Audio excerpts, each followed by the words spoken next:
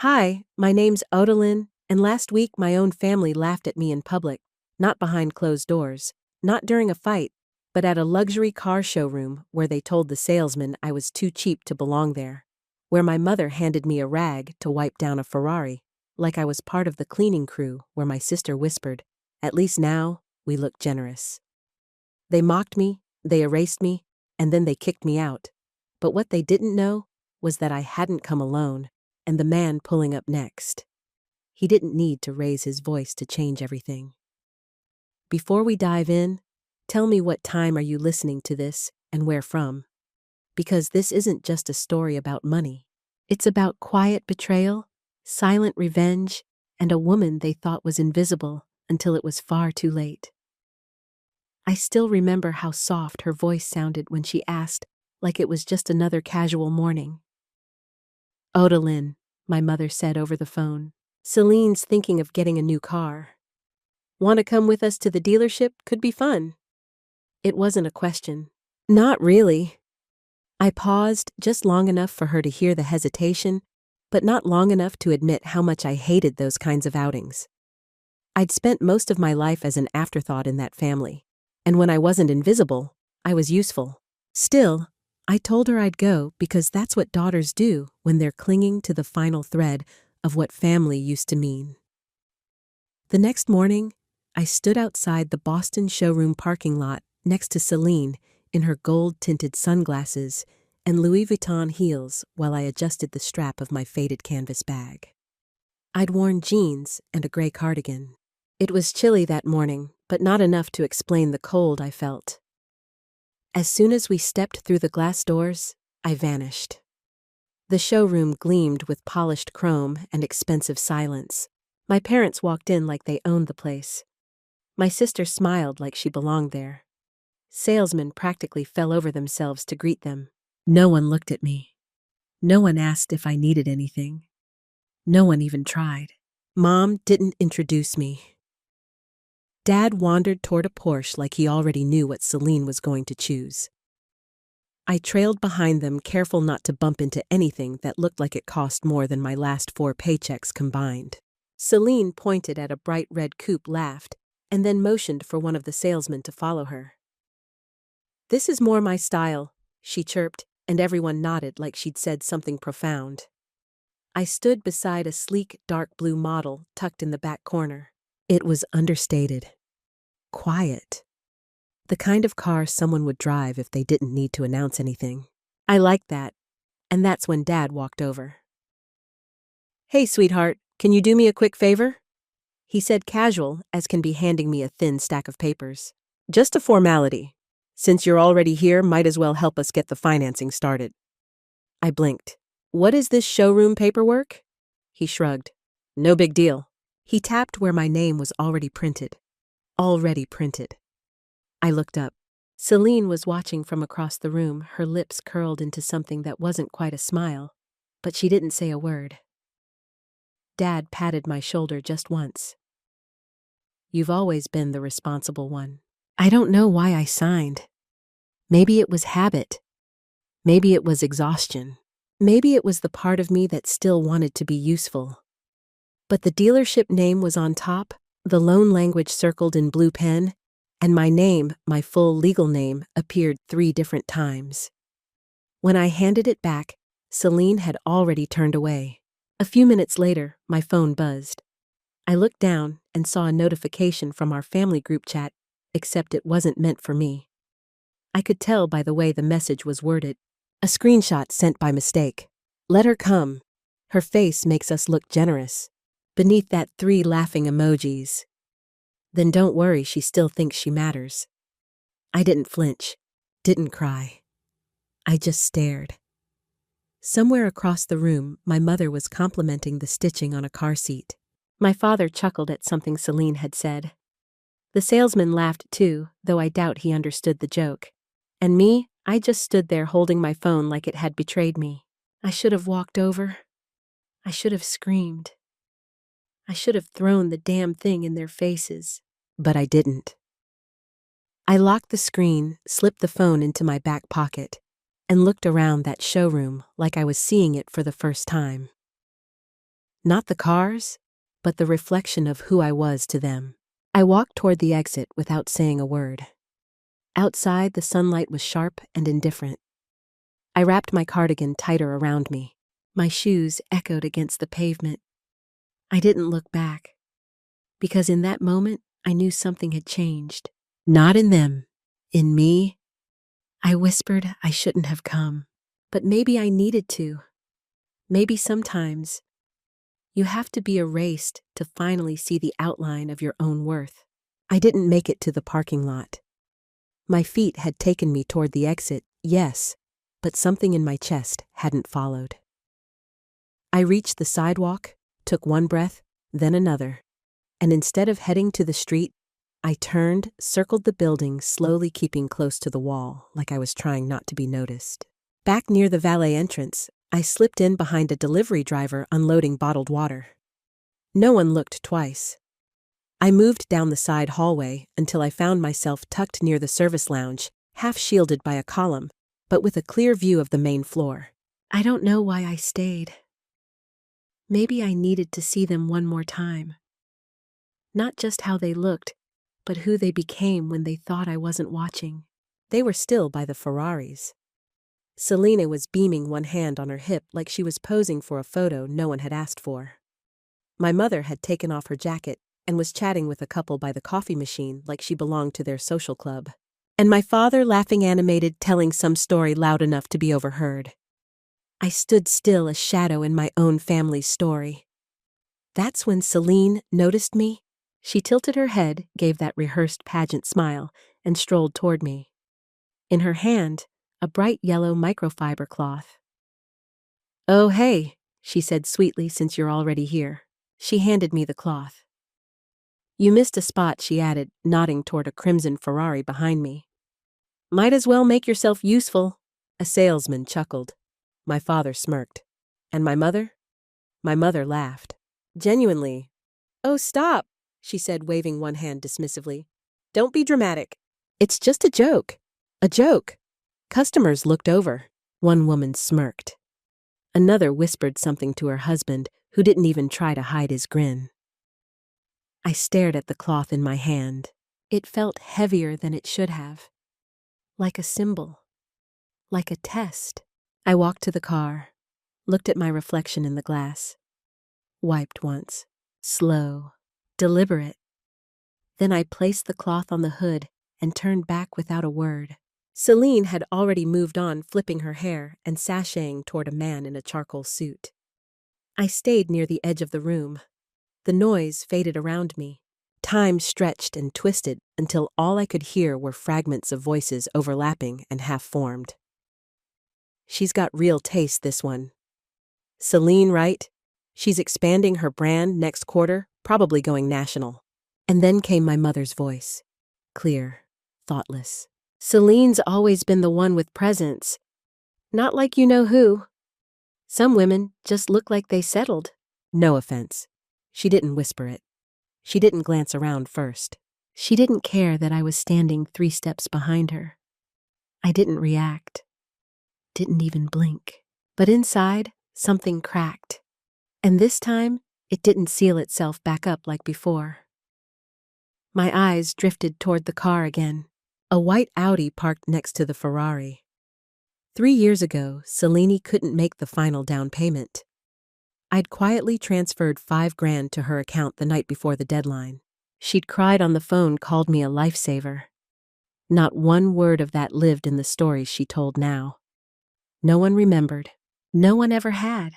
They praised her growth, her poise, her vision. Right there in front of the car she once needed help to keep. I backed away from the scene, found a quiet spot near the corner window next to a table of old magazines and untouched cappuccinos. I leaned against the glass, staring out at the sky that had turned a soft, indifferent gray. I thought about the texts, the rag, the laughter. I thought about how many times I'd stood in the background hoping they'd turn around. And now I realized I wasn't waiting anymore. I didn't want their attention. I wanted my peace. I wasn't going to beg for space in a room I helped build. I rested my palm on the cool glass, closed my eyes for a beat. "This is the last time I show up where I'm not welcome," I whispered. And this time, I meant it. I lingered under the overhang outside the showroom's side entrance, arms crossed, sunlight brushing the tops of parked cars. If they'd meant to cut me out, they'd succeeded. But as I stood there, something told me not to walk away. Not yet. I doubled back, retracing a discreet path through the back valet entrance. My steps were slower this time, measured. Inside, I took a seat near a brochure display, far enough from the crowd to disappear again, but close enough to hear everything. That's when I caught my father's voice, calm, charming, rehearsed. "We've been supporting this dealership for years," he told the manager. "It's a tradition in our family, investing locally, keeping business flowing." Celine stood beside him, chin lifted, nodding along like she was born into power instead of borrowing it. My jaw clenched. I remembered the time I co-signed a lease under my name because their credit wasn't enough. I remembered the years I worked 2 jobs while Celine studied lifestyle branding and bought handbags labeled investment pieces. But sure, tradition. Then came the twist I didn't see coming. I had just turned to leave when my father stepped toward me, fishing something from the inside pocket of his blazer. He held it out between 2 fingers, a folded piece of paper yellowed at the corners. "You remember this?" he asked. His voice was light, like this was a fond memory. I hesitated, unfolded it slowly. A tuition payment receipt.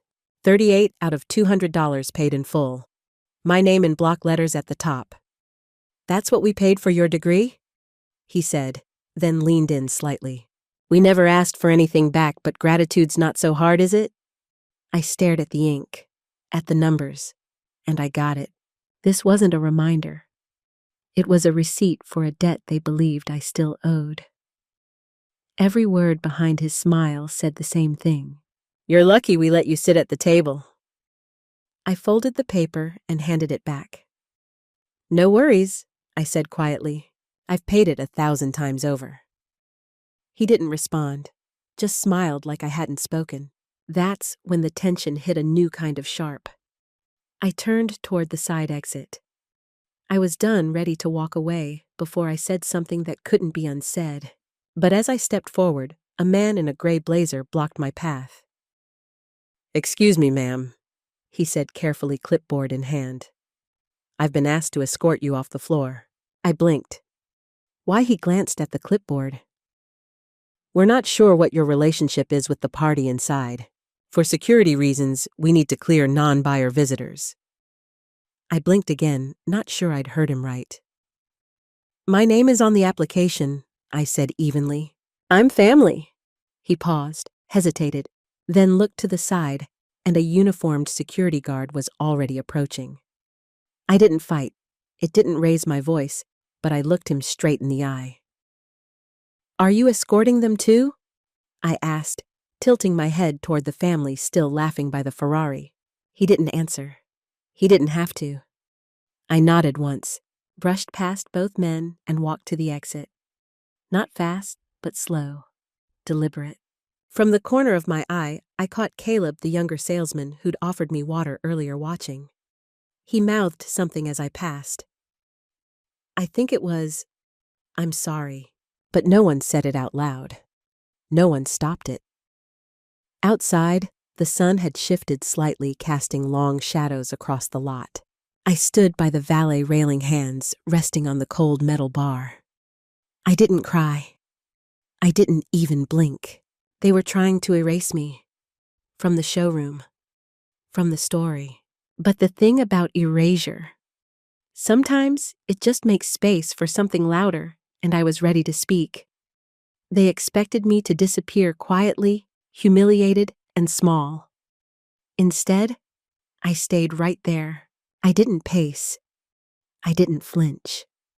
I leaned against a short concrete pillar near the valet loop, letting the late afternoon sun fall on my shoulders. From that angle, I could still see them through the glossy showroom windows, smiling for photos, clinking their water bottles like they'd won something. They hadn't. Not yet.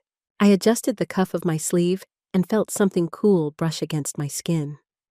I looked down. The bracelet. It had been so long since I thought of it as anything more than an accessory.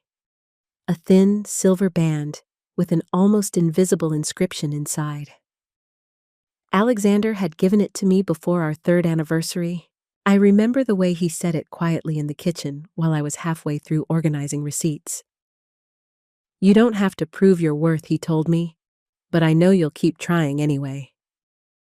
Back then, I laughed, shrugged it off. Today, those words felt like lifelines. I turned the bracelet slowly on my wrist and ran my thumb across the inside. There it was, still faint, but etched. "You don't have to prove your worth. Not here. Not anymore." That tiny message wrapped around my wrist like armor was the only voice I needed in that moment.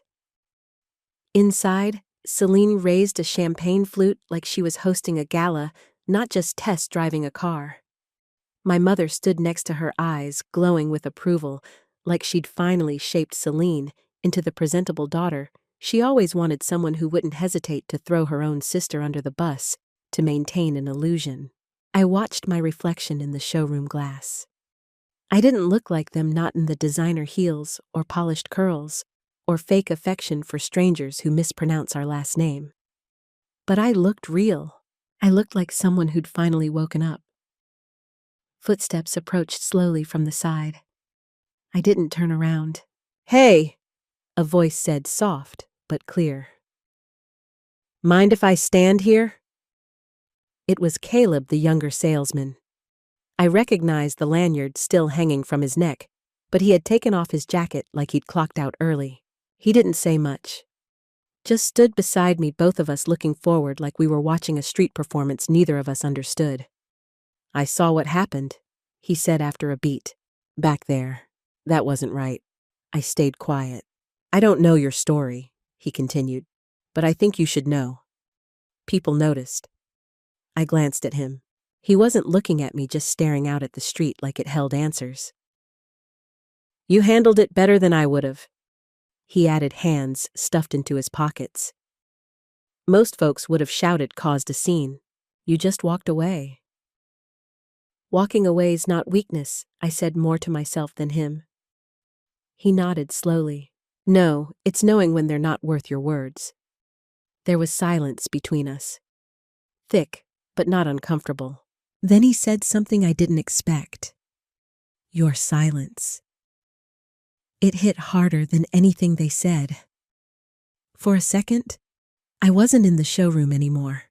I was 10 years old, hiding behind the pantry door as Celine threw a tantrum over not being allowed to wear makeup. Mom had scolded her gently, then turned and snapped at me for eavesdropping. "You're always lurking, Odalyn," she'd said, always waiting to be offended. But I wasn't waiting now. I'd been pushed far enough to know this wasn't offense. It was fact. Caleb looked down at my wrist. "That's a nice bracelet," he said. I smiled. "It is," I replied. "Doesn't match the outfit, but it matches the moment." He gave a soft chuckle. "Fair enough." We stood for a few more minutes, not saying anything. Then I took a step toward the parking lot, not to drive away, but just to shift the weight on my feet. Caleb didn't follow. "I hope they realize what they lost," he said. "They won't," I answered, my voice calm. "But I will."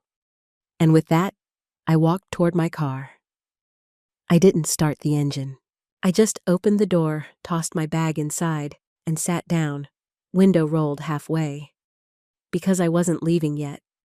Not until I saw the look on their faces when the next surprise pulled up. I didn't need to look back to feel it. The showroom door closing behind me, not with a bang, but with a soft click that carried more finality than any slam could. But just as I reached my car, a well-dressed man in his mid-30s stepped out from the side entrance. He wasn't Caleb. No warmth, no hesitation. His badge read, "Finance Liaison." He approached with a clipboard tucked against his side like a verdict waiting to be handed down. "Ms. Wren," he said, measured but polite. I turned. Yes, if I may have a moment. Just some paperwork needing finalization. It's about the cosigner amendment. Your parents asked to update the documents. Celine will be the sole applicant moving forward. I blinked. Wait. What? He gave a thin smile that didn't quite reach his eyes. Standard adjustment, I'm told. Internal request. Shouldn't take more than a second. I stepped closer. I'm the one who signed the original documents. I co-signed that application this morning. He hesitated. That version was replaced. I believe you've been removed. Removed. Just like that. I followed him back through the side hall past the espresso bar and promotional posters. The same space I'd walked through hours earlier. Except now, something in the air had shifted. My own name didn't belong anymore. In the lounge area, I sat across from the new stack of paperwork he handed me. Unspoken pressure pushing down on my shoulders like weight I couldn't trace.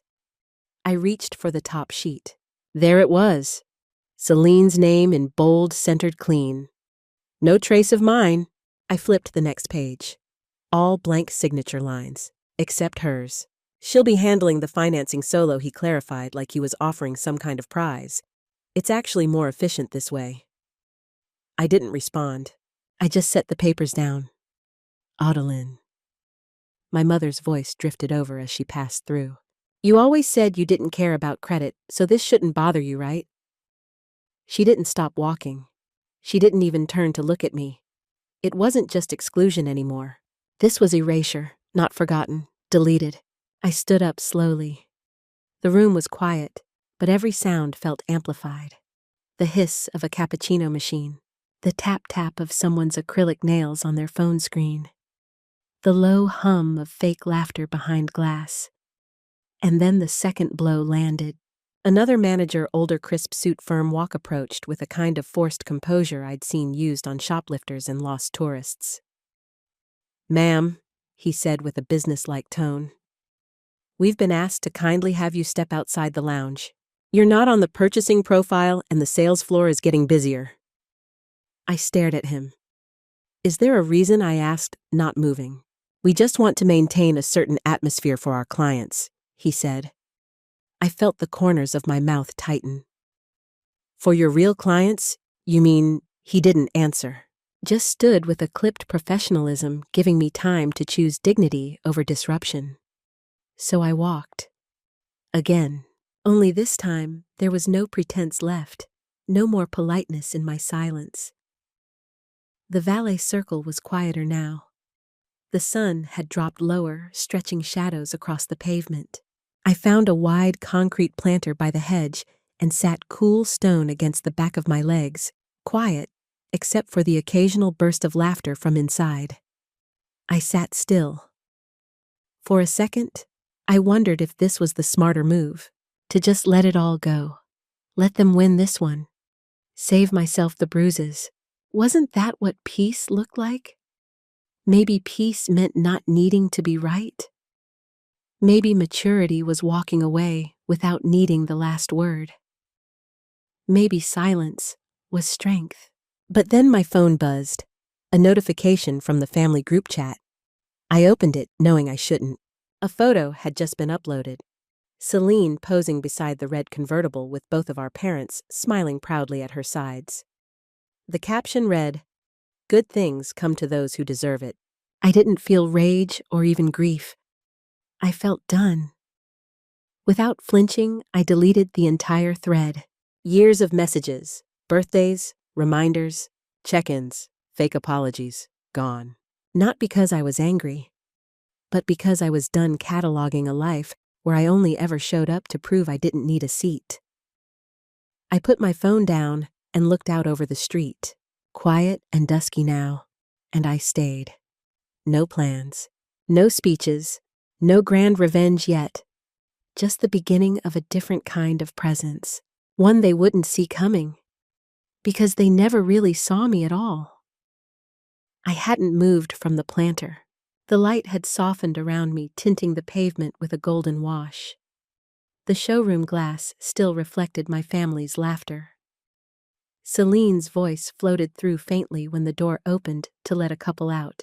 A flash of her laugh. Then it closed again. Like a scene looping inside a snow globe I no longer lived in. But outside, I had space. No one looking through me. No one asking for my signature. My silence. My seat in the shadows. Then, I heard it, before I saw it. The low, velvety hum of an engine so smooth it didn't growl, it announced. The kind of sound that didn't have to prove anything. The valet line shifted. Even from where I sat, I could see heads turn. And then it pulled into view. A Rolls-Royce, Phantom extended, midnight blue, clean enough to swallow the sky. The chrome on the grille didn't just gleam, it judged. The logo alone probably cost more than Celine's entire wardrobe. It rolled up with the unbothered confidence of someone who knows they're never asked to explain. My sister, visible now behind the glass wall, froze mid-gesture. Her fingers, always fluttering when she spoke, dropped. Our mother stood beside her, confusion tightening around her mouth. I stood up, brushing off my jeans, not in preparation, but in quiet recognition. I didn't smile, not even a twitch. I just stood and waited. The driver door opened slowly, and there he was, Alexander. Tailored suit, steady gait, face unreadable but not cold. Not this time. He rounded the car, buttoning his jacket with one fluid motion. I didn't expect a speech. He never gave those. When he reached the passenger door, he opened it like it was a ceremony. "Ready?" he asked. That was all. I stepped in. Celine had pressed herself to the glass now, hand flattening against it like a child staring at something she couldn't name.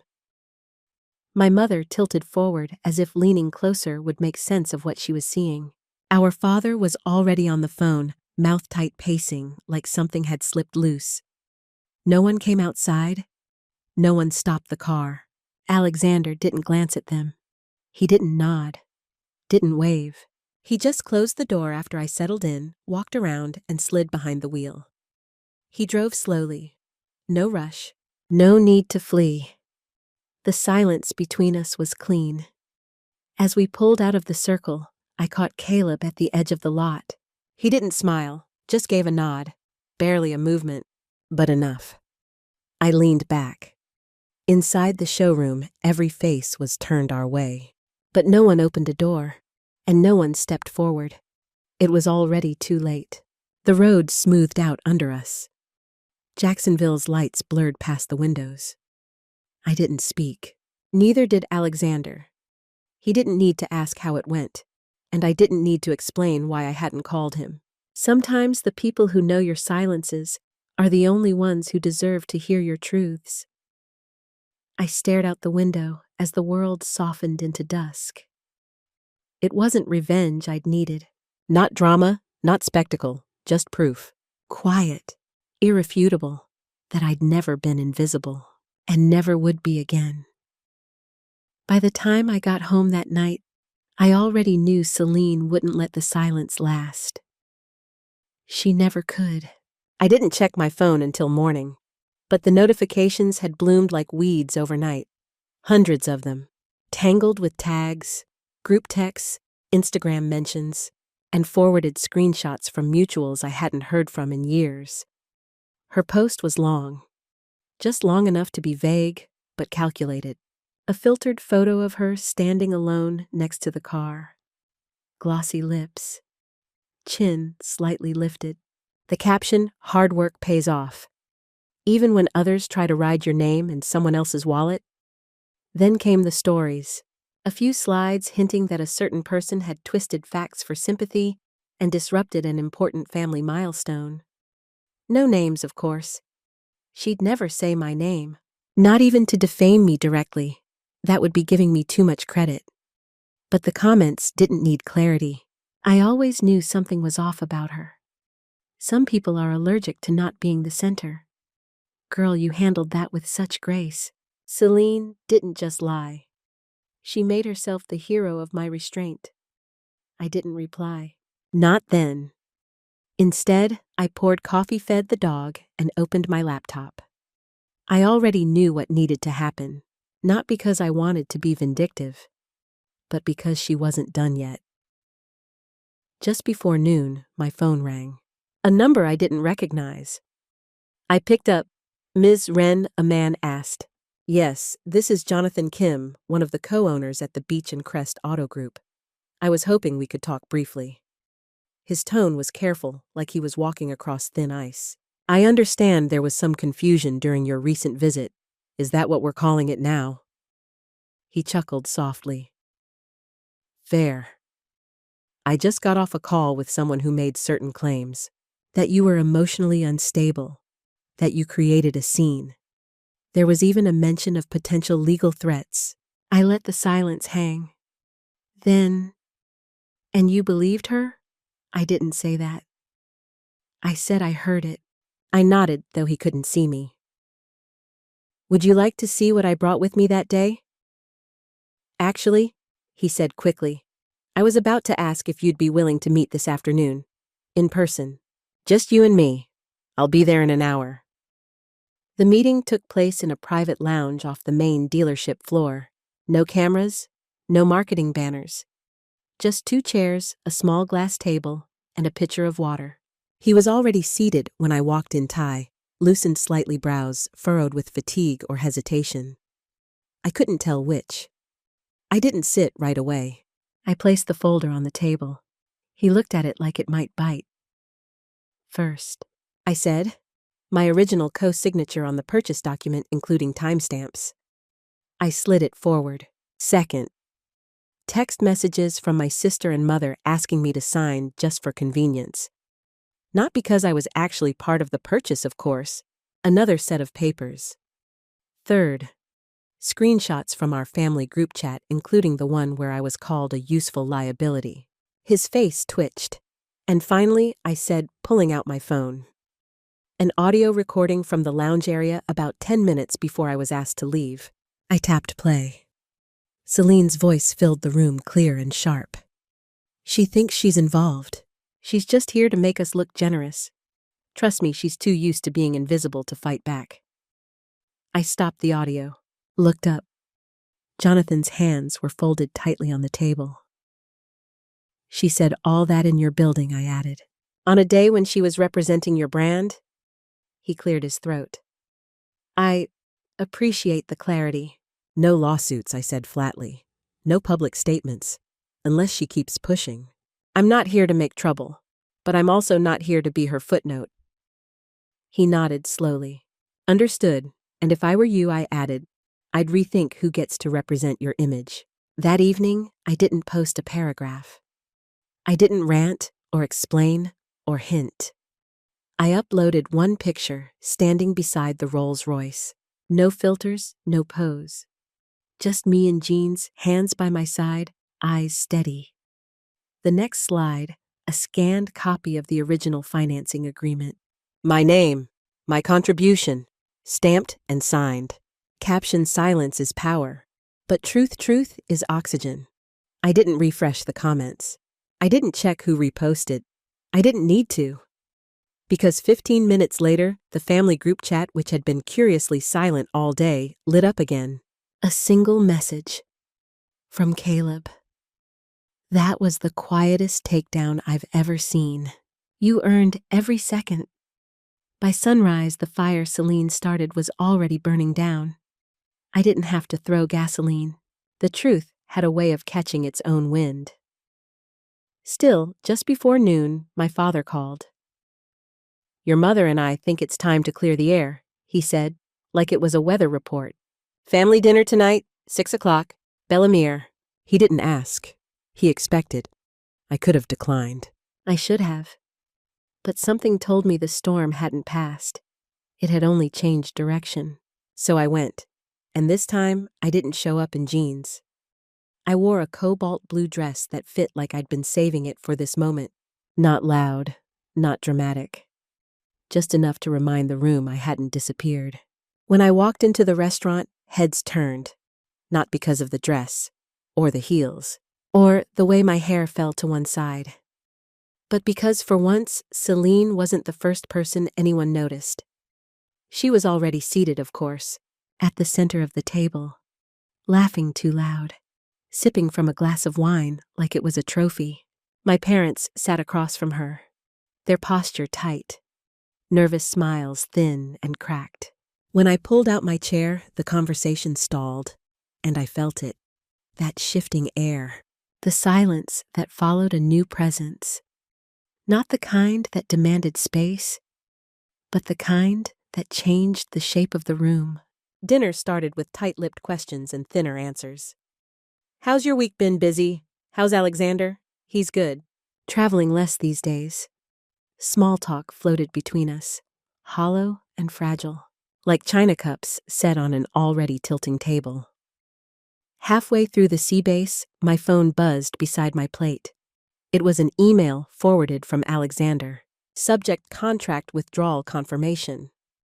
I opened it with 2 taps, and there it was. His message to the Beach and Crest dealership board.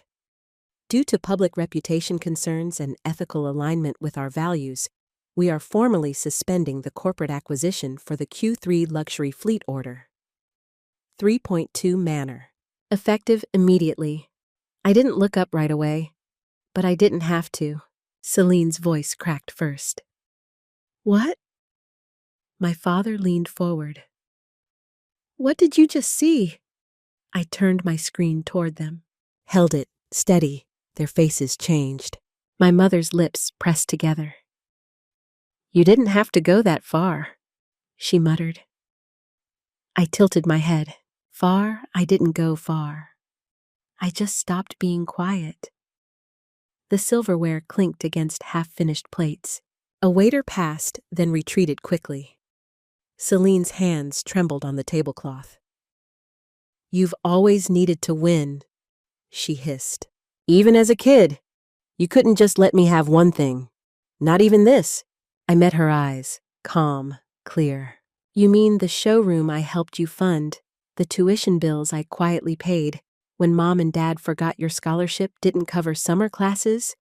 Or do you mean the silence I gave you every time you called me a side character in my own life?" Her jaw locked. My father looked like he might stand. No one did, not even her. For the first time, no one defended her, and I didn't raise my voice. I didn't need to. I excused myself after dessert, didn't wait for goodbyes, didn't leave my coat behind for an excuse to return. On the drive home, the city lights blurred into long streaks. My hands steady on the wheel, my thoughts quieter than I expected. When I got home, there was a single envelope slipped under the door. I bent to pick it up. No stamp, no return address, just my name in soft ink. Inside was a formal letter from the HOA board of our community. They'd seen the recent public fallout, the Instagram stories, the reposts, the contract screenshots, and the final paragraph read, "Given the misalignment with community values and integrity standards, we're removing Celine Wren from our sponsored public events and marketing placements. If you are open to partnership opportunities, we would welcome your presence in future initiatives." I read it twice, then once more. Not because I needed validation, but because for the first time, it was offered freely. No strings, no guilt trips, no quiet debts disguised as favors, just acknowledgement. Later that night, I stepped into the bedroom and placed the silver bracelet on my dresser. I didn't need it today. I hadn't touched it once, but I wasn't putting it away. It was part of the woman who walked out of that showroom. And that woman, she was never walking back in the same way again. The next morning came quietly, as if the world itself had decided not to interfere. Sunlight drifted through the kitchen window in long, golden streaks. It warmed the marble counter, the small ceramic mug in my hands, and the corner of the garden I could see from the back porch. Alexander sat at the table reading the paper, his glasses pushed low on his nose. There was no article about Celine, no headline scandal, just a business brief on market shifts and community updates. Peace disguised in print. I stirred a little honey into my tea and walked barefoot to the small patch of green I'd planted last spring. Lavender. Rosemary. A few geraniums that had no business blooming this late in the season, but did anyway. No buzzing from my phone, no calls, no apologies. And surprisingly, I didn't miss them. For years, I thought reconciliation meant hearing the words, "I'm sorry." But peace, I was learning, had very little to do with anyone else's timing and everything to do with mine. I set the watering can down and leaned against the garden post, letting the warmth of the mug seep through my fingers. It felt earned, not given, not begged for, earned. My mind wandered to the showroom, the sharp smell of new leather, the artificial light that made even Betrayal look polished. I remembered the way Celine smiled when she handed me that rag. "You missed a spot," and how my mother chuckled, "Don't be dramatic, it's just a joke." I remembered the sting, not just of the moment, but of every time before that. The quiet comments, the erasures. "You've never had presence. You're too quiet for leadership. You never really wanted much, did you?" They said those things like compliments, and I accepted them like terms. Until I didn't. But more than the sting, I remembered Caleb, his voice soft, sure. If it were me, he'd said I'd want someone to tell me. Your silence was louder than anything they said. That stuck. So did the look on their faces when the doors closed behind the Rolls-Royce. It wasn't fear, it was confusion. Because they couldn't grasp a version of me that didn't need them to clap in order to stand. Later that afternoon, I returned to the bedroom. The drawer where I kept the silver bracelet sat slightly ajar. I opened it slowly and lifted the chain into the light. It still caught the sun just right. I turned it over in my palm, tracing the engraving with my thumb. "You don't have to prove your worth." I whispered it this time, not for reassurance, but for remembrance. Then I placed it inside a small wooden box. Not out of anger, out of completion. That version of me, she's resting now. I glanced at my phone on the nightstand. 3 unread messages. From my mother. "Can we talk?" From Celine. "You made your point. Hope it was worth it." And from Caleb. "The new intern reminds me of you. Quiet but sharp. Don't ever doubt your impact." I replied to Caleb with one line. "Thank you for seeing me." The other 2, I left them unread. That wasn't spite. That was clarity. I stepped out onto the porch just as a soft breeze rolled through, stirring the herbs in the hem of my linen shirt. The air smelled clean, like new beginnings without ceremony. I thought about all the people I'd tried to keep close out of duty, not joy. All the explanations I'd offered to people committed to misunderstanding me. "People think forgiveness means giving others another chance," I said aloud. To no one in particular. Sometimes forgiveness is giving yourself a new story. Without the minute, I stood a little taller. Not because I was proud, but because I no longer felt small. And it was strange how silence didn't feel lonely anymore. It felt earned, deserved, powerful. The flowers I planted last year, tender, uncertain, were now blooming without permission. I smiled and thought maybe I am too. My phone buzzed again. One last time. I didn't check it. I didn't need to. They looked regretful in the end. But I wasn't waiting anymore. Have you ever outgrown people who once made you feel small, just by standing tall in silence? Tell me in the comments. I read everyone, and if no one has told you this today, you don't need to prove your worth. You already have it. See you in the next story.